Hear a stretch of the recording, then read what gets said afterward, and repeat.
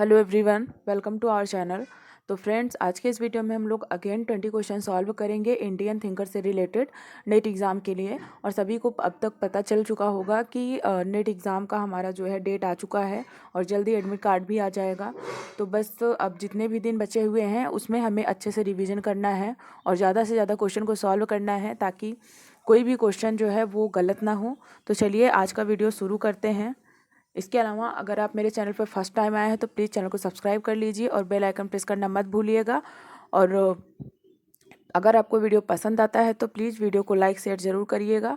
और अगर आपको वीडियो पसंद नहीं आता है तो आप वीडियो को डिसलाइक भी कर सकते हैं और कमेंट करके ज़रूर बताइए। तो चलिए शुरू करते हैं आज का वीडियो। तो आज का पहला क्वेश्चन है, निम्नलिखित में किसने भारतीय परंपराओं का 6 फोल्ड यानी 6 आयामी वर्गीकरण प्रस्तुत किया है? पहला ऑप्शन है एम एन श्रीनिवास, दूसरे हैं मैकिम मैरियट, तीसरे हैं मिल्टन सिंगर, चौथे हैं एस सी दुबे।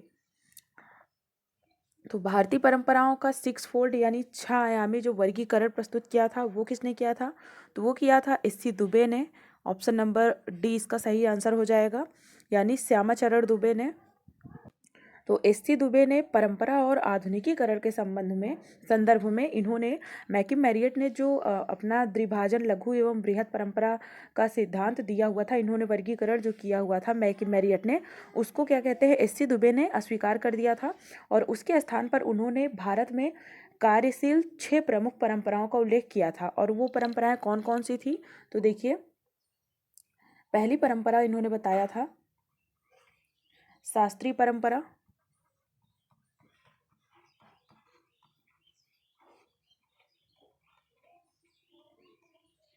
दूसरी इन्होंने बताया था उभरती हुई राष्ट्रीय परंपरा,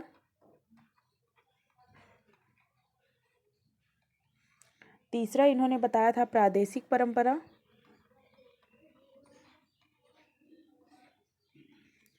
चौथा बताया था इन्होंने पश्चिमी परंपरा,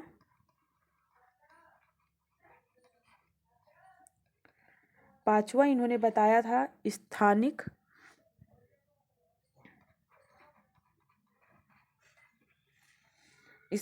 उपसांस्कृतिक परंपरा। पांचवा इन्होंने बताया था स्थानीय परंपरा। और छठा इन्होंने बताया था स्थानीय उपसांस्कृतिक परंपरा।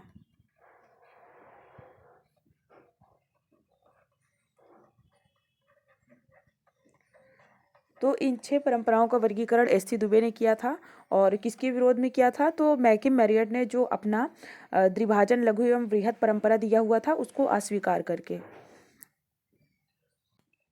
अगला क्वेश्चन है, निम्नलिखित में से कौन समाजशास्त्र के भारतीयकरण से संबंधित है? पहला है जी एस घुरिये, ए के शरण, टी पी मुखर्जी, दूसरा है जी एस घुरिये, टी के उमान, ए के शरण, तीसरा है G S Ghurye, A R Desai, D P Mukherjee, चौथा है जी एस घुरिये, टी के उमान, ए आर देसाई। तो इसमें से समाजशास्त्र के भारतीयकरण से कौन संबंधित है? तो इसका राइट आंसर होगा ऑप्शन नंबर ए, यानी जी एस घुरिये, ए के शरण और डी पी मुखर्जी। तो जी एस घुरिये, ए के शरण, डी पी मुखर्जी ये समाजशास्त्र के भारतीयकरण से संबंधित हैं। और भारतीयकरण क्या होता है कि जीवन के विविध क्षेत्रों में भारतीयता की पुनः प्रतिष्ठा करना क्या कहलाता है? भारतीयकरण कहलाता है। और भारतीयता से मतलब होता है उस विचार या भाव से है, मतलब जिसमें भारत से जुड़ने का बोध होता है और या जो भारतीय तत्वों की झलक जिसमें मिलती है और जो भारतीय संस्कृति से संबंधित होता है वो क्या कहलाता है? हमारा भारतीयता कहलाता है। अगला क्वेश्चन है, सूची 1 को सूची 2 के साथ सुमेलित करना है। तो पहले में उपागम दिया हुआ है, दूसरे में उसके प्रतिपादक। तो पहला उपागम है द्वंद्वात्मक उपागम, दूसरा है प्रकार्यात्मक उपागम, तीसरा है भारतीय विद्या उपागम, चौथा है सभ्यात्मक उपागम। तो द्वंद्वात्मक उपागम किसका है? तो ये है डी पी मुखर्जी का, ए का हो गया चौथा। फिर है प्रकार्यात्मक उपागम, तो इससे कौन संबंधित है? तो इससे संबंधित है एस सी दुबे। फिर है भारतीय विद्या उपागम, तो इससे संबंधित है जी एस घुरिये। सभ्यात्मक उपागम से कौन संबंधित है? ए के शरण। तो इस हिसाब से इसका राइट आंसर होगा ऑप्शन नंबर बी। अगला क्वेश्चन है, भारतीय समाजशास्त्रियों में किसने सामाजिक प्रघटना के अध्ययन के समेकित उपागम की वकालत की? समेकित उपागम की वकालत किसने की? ऑप्शन में है D P Mukherjee, GS Ghurye, Radha Kamal Mukherjee, Ramakrishna Mukherjee. तो इसका राइट आंसर होगा ऑप्शन नंबर सी, यानी RK मुखर्जी, राधा कमल मुखर्जी। राधा कमल मुखर्जी, तो भारत में राधा कमल मुखर्जी जो है ये मूल्य सिद्धांत के प्रणेता हैं और ये भारत के प्रथम समाजशास्त्र के प्रोफेसर भी थे। और इसके अलावा इन्होंने सामाजिक प्रघटना के अध्ययन के समेकित उपागम की वकालत की थी। इसको एकीकृत उपागम भी कहते हैं। कल हमने जो क्वेश्चन सॉल्व किया था उसमें एकीकृत उपागम दिया हुआ था, यहाँ पे समेकित उपागम दिया हुआ है। अगला क्वेश्चन है, सामाजिक केसिका सिद्धांत का प्रवर्तन किसने किया है? पहला है लुई डूमा, दूसरा है JC कार्डवेल, तीसरा है किंग्सले डेविस, चौथा है S नोटिस्टीन। तो इसका राइट आंसर होगा option number A, Louis Duma, L Dumont. तो फ्रांसीसी विचारक हैं ये लुई डूमा। इनको जो है सामाजिक केसिका सिद्धांत का प्रणेता कहा जाता है। ये कोशिका लिखा है लेकिन यहाँ पे केसिका होगा। इनको जो है सिद्धांत का प्रणेता कहा जाता है। और लुई डूमा जो है इन्होंने सामाजिक केसिका या सामाजिक केसा कर्सर सिद्धांत में यह विचार व्यक्त किया है कि जैसे जैसे किसी समाज का विकास होता है और व्यक्ति अपनी सामाजिक आर्थिक दशाओं के बीच पहले की तुलना में उच्च स्तर की ओर बढ़ता है और संतानोत्पत्ति के प्रति उसकी रुचि कम होने लगती है। और सामाजिक विकास के साथ क्या होता है, अधिकांश व्यक्ति अपने परिवार या समूह के विकास एवं सफलता के लिए अधिक व्यस्त रहने लगते हैं। इसके फलस्वरूप क्या होता है, जनसंख्या वृद्धि दर कम हो जाती है। तो इनका जो सामाजिक केसिका सिद्धांत की अवधारणा है, इनका जो ये सिद्धांत है, तो इसमें यही बताया है इन्होंने। अगला क्वेश्चन है, निम्नलिखित में किसने ग्रामीण और शहरी भारत में परिवर्तनों को मूल्यांकित करने के लिए भारत में परंपराओं का 6 स्तरीय वर्गीकरण दिया है? तो अभी हमने देखा कि 6 स्तरीय वर्गीकरण किसने दिया है परंपराओं से संबंधित। तो इसका राइट आंसर होगा SC Dube, option number B इसका राइट आंसर हो जाएगा। और श्यामा चरण दुबे, इन्होंने जो है मध्य प्रदेश की स्थानांतरित कृषि करने वाली कमार नामक जनजाति का अध्ययन किया था। कहाँ की थी ये? मध्य प्रदेश की थी। इसका इन्होंने अध्ययन किया था। ये जनजातियां थी, आदिवासी थी, और इन्होंने मानव विज्ञान और समाजशास्त्री दोनों से ये संबंधित हैं। और इसके अलावा इन्होंने ग्रामीण और शहरी भारत में परिवर्तनों को मूल्यांकित करने के लिए भारत में 6 परंपराओं का स्तरीय वर्गीकरण दिया था, जो अभी हम उस पर चर्चा कर चुके हैं। अगला क्वेश्चन है, निम्नलिखित सूचियों को सुमेलित करें। परिप्रेक्ष्य दिया हुआ है और इसके विचारक है। तो पुस्तक दृष्टिकोण से कौन संबंधित है, यानी बुक व्यू से? तो इससे संबंधित है GS घुरिए। भारत विद्या उपागम से भी ये संबंधित है। क्षेत्र दृष्टिकोण से कौन संबंधित है? तो इससे संबंधित है SC दुबे। फिर है सभ्यात्मक दृष्टिकोण, तो इससे संबंधित है सुरजीत सिन्हा। उपाश्रित दृष्टिकोण, इससे संबंधित है डेविड हार्डीमैन। तो इसका राइट आंसर हो जाएगा ऑप्शन नंबर ए। अगला क्वेश्चन है सूची वाला। तो पहले में देखिए संकल्पनाएं दी हैं, दूसरे में इसके चिंतन। तो पहला है कल्चरल डाइवर्सिटी, तो इससे कौन संबंधित है? तो इससे संबंधित है DP मुखर्जी। फिर है सोशल जस्टिस BR अम्बेडकर। फिर है प्योरिटी एंड पॉल्यूशन, तो इससे संबंधित है ड्यूमा। फिर है फ्रीडम मूवमेंट, तो इससे संबंधित है AR देसाई। तो इसका राइट आंसर हो जाएगा ऑप्शन नंबर ए। अगला क्वेश्चन है, प्रकारवादियों की मूल प्रविधि क्या है? पहला अनुमानिक इतिहास, पुस्तकालय कार्य, क्षेत्र कार्य, विषय वस्तु विश्लेषण। तो प्रकारवादियों की मूल प्रविधि जो है वो है क्षेत्र कार्य, यानी फील्ड वर्क। प्रकारवादियों की मूल प्रविधि क्षेत्र कार्य है। और इस प्रविधि की शुरुआत भारतीय समाजशास्त्री MN श्रीनिवास ने की थी। तो इसकी शुरुआत किसने की थी? तो MN श्रीनिवास ने की थी।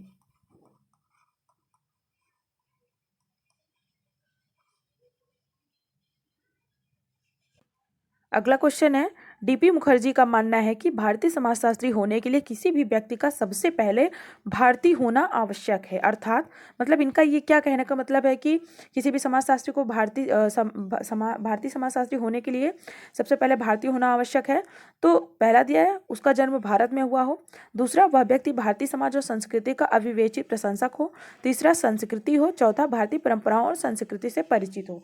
तो इसका right answer option number D होगा, यानी किसी भी व्यक्ति को भारतीय समाजशास्त्री होने से पहले उसे भारतीय परंपराओं और संस्कृति से परिचित होना जरूरी है। ऐसा किसने कहा है? DP मुखर्जी ने कहा है। अर्थात इनका कहने का मतलब है कि जो भारतीय परंपरा है, जो संस्कृति है भारत की, उसके बारे में उसको ज्ञान होना जरूरी है, तभी वो वहाँ पर अध्ययन कर सकता है। अगला क्वेश्चन है, निम्नलिखित में से कौन सा विकास के गांधीवादी पथ का भाग नहीं है। यानी जो गांधी जी ने अपना जो है गांधीवादी सिद्धांत बताया है, तो इसमें से कौन सा नहीं बताया इन्होंने। पहला है सामाजिक न्यायशीलता, ये इन्होंने दिया है। दूसरा है अहिंसा, ये भी उन्होंने बताया है। तीसरा है सहकारी संघर्ष। चौथा है रचनात्मक कार्य, ये भी उन्होंने बताया। तो इसका राइट आंसर होगा ऑप्शन नंबर सी। उन्होंने सहकारी संघर्ष जैसा कोई भी इन्होंने गांधीवादी अपना विचार नहीं दिया हुआ है। तो इसका राइट आंसर हो जाएगा ऑप्शन नंबर सी। और गांधी जी जो थे वो आत्मप्रेरित सामाजिक सिद्धांतकार थे और उन्होंने राजनीतिक क्रिया के लिए कुछ सुस्पष्ट सामाजिक सिद्धांतों को जन्म दिया था और यही सारे उनके सिद्धांत थे।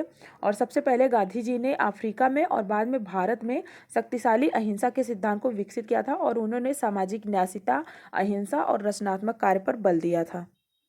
अगला क्वेश्चन है, AR देसाई के अनुसार राष्ट्रवाद के विकास के दूसरे चरण को वर्ष 1885 से 1905 किसके द्वारा चित्रित किया गया। तो पहला है उद्योग विकास, दूसरा है समाजवाद का प्रभाव, तीसरा है खेतीहरों की भागीदारी, चौथा है स्वशासन। तो इसका राइट आंसर हो जाएगा ऑप्शन नंबर ए, यानी उद्योग विकास। तो देखिए, AR देसाई के अनुसार राष्ट्रवाद के विकास के दूसरे चरण को उद्योग विकास के द्वारा चित्रित किया गया है और इस चरण में उदारवादी राजनीति एवं स्वदेशी के कारण उद्योग पर काफ़ी प्रभाव पड़ा था। और देसाई की एक पुस्तक थी जिसका नाम था social background of Indian nationalism, जो कि 1948 में आई थी। इसमें इन्होंने ब्रिटिश सरकार के अंतर्गत भारतीय राष्ट्रवाद के उभरने के निम्नलिखित 5 चरणों का उल्लेख किया था। तो उसी में से ये जो वर्ष दिया हुआ है, तो उसी में से ये एक चरण है। पहला चरण इन्होंने बताया था 1885 तक, दूसरा इन्होंने बताया था 1885 से 1905 तक, तीसरा इन्होंने बताया था 1905 से 1918 तक, चौथा इन्होंने बताया था 1918 से 1934 तक और पांचवा इन्होंने बताया था 1934 से 1939 तक।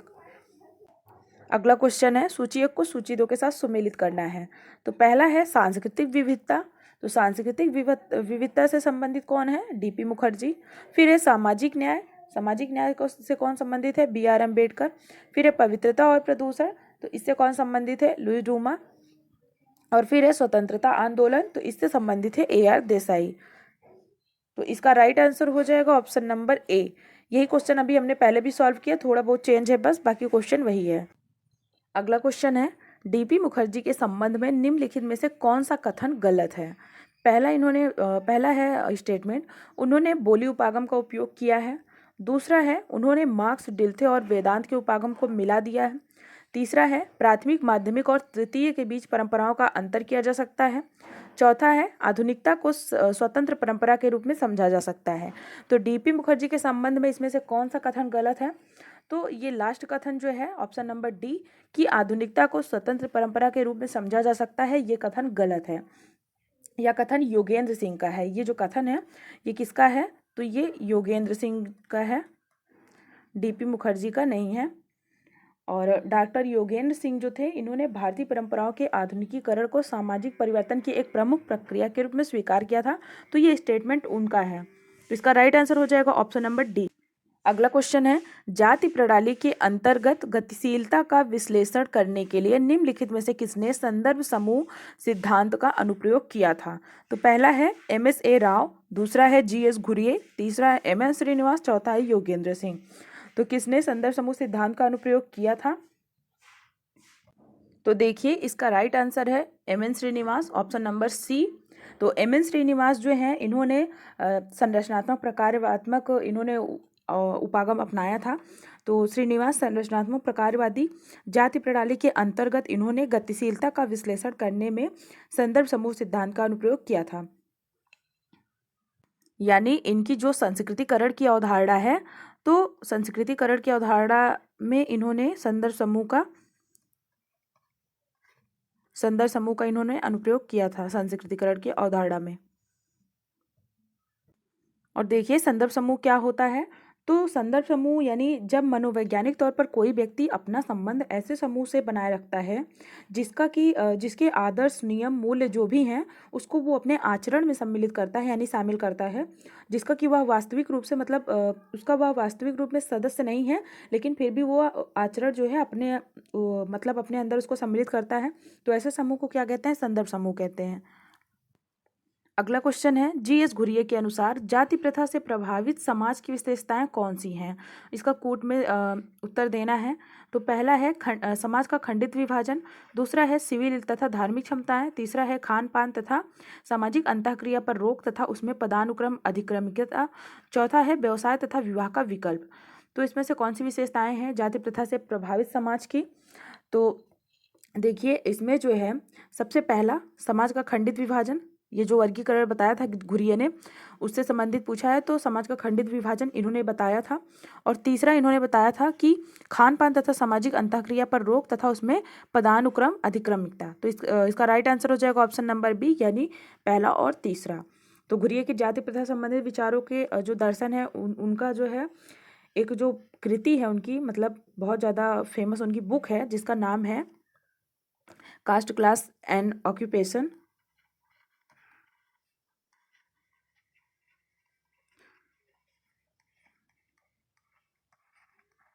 कास्ट क्लास एंड ऑक्यूपेशन, इसी में इन्होंने अपना जो है जाति संबंधी इन्होंने विचार अपना दिया हुआ है। और इन्होंने जो जाति से प्रभावित समाज की विशेषता बताई थी, तो पहला इन्होंने बताया था समाज का खंडात्मक विभाजन, दूसरा बताया था खान पान तथा सहवास पर प्रतिबंध, तीसरा इन्होंने बताया था पेशों के अप्रतिबंधित चुनाव का अभाव, यानी आप अपना पेशा जो है खुद से नहीं चुन सकते हैं, आपका जो परंपरागत पेशा चला आ रहा है आप वही करेंगे। चौथा इन्होंने बताया था ऊंच नीच का संतरण, यानी जो जातियाँ होती हैं उनमें ऊंच नीच का संतरण पाया जाता है, उच्च और निम्न। और पांचवा इन्होंने बताया था विवाह संबंधी प्रतिबंध, यानी कोई भी जाति है वो सिर्फ अपने ही जाति में शादी कर सकती है, अदर जाति में नहीं कर सकती है। तो ये इनका विभाजन था जाति से संबंधित।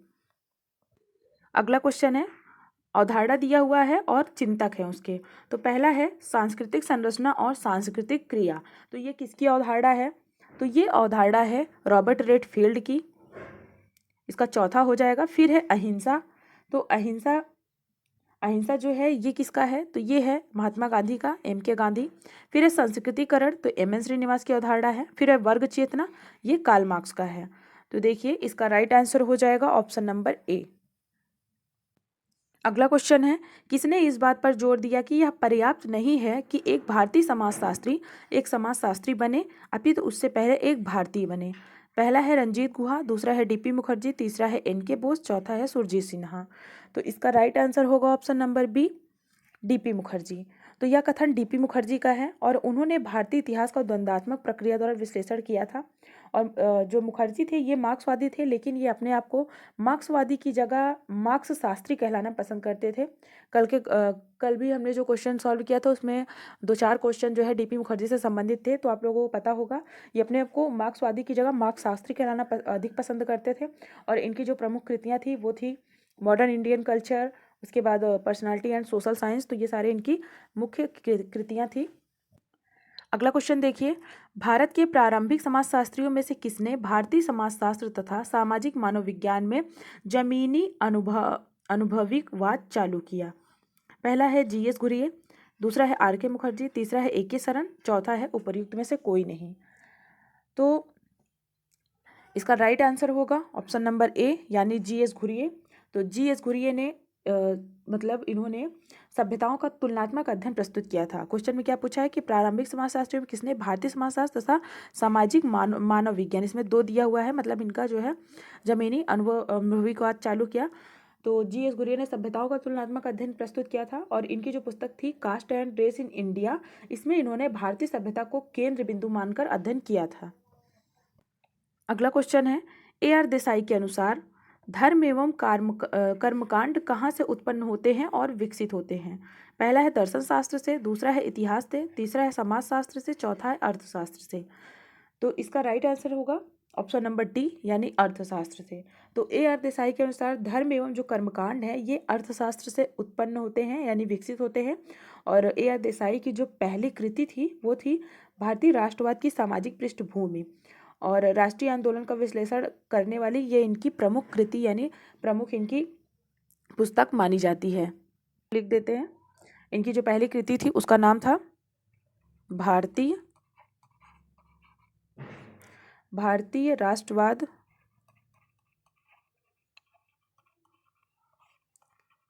की सामाजिक पृष्ठभूमि।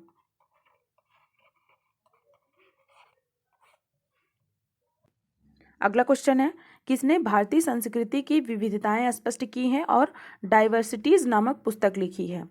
पहला है आर के मुखर्जी, दूसरा है डीपी मुखर्जी, तीसरा है जी एस गुरिये, चौथा है एस सी दुबे। तो इसका राइट आंसर होगा ऑप्शन नंबर बी।